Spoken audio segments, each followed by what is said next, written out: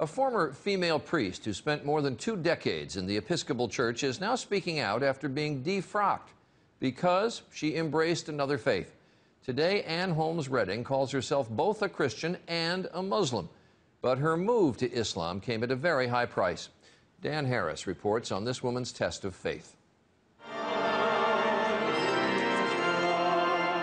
Holmes Redding was an Episcopal priest for 25 years until a radical test of faith.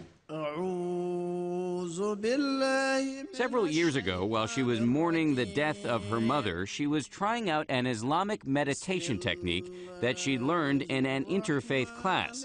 And that, she says, is when it happened. It came with such clarity and such power that I could understand it as nothing else but an invitation from God. In fact, she says it was Jesus himself who led her to Islam.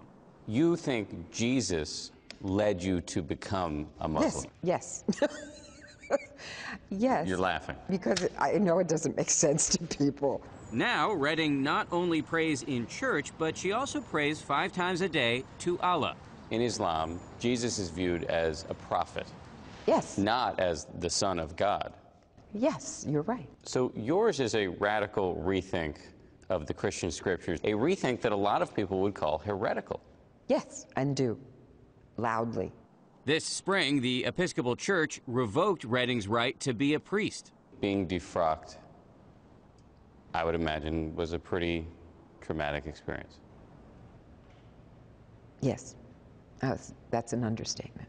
To imagine not being involved intimately in the lives of believing people, helping them understand their relationship and calling, baptizing babies. It's a big loss. It's a huge loss. Redding admits she still struggles to explain her transformation even to herself. I am the one who's going to have to answer for this. I'm the one who's going to have to answer for what I've done with my life. And do you feel confident about that moment? It's in the best of hands. Dan Harris, ABC News, New York.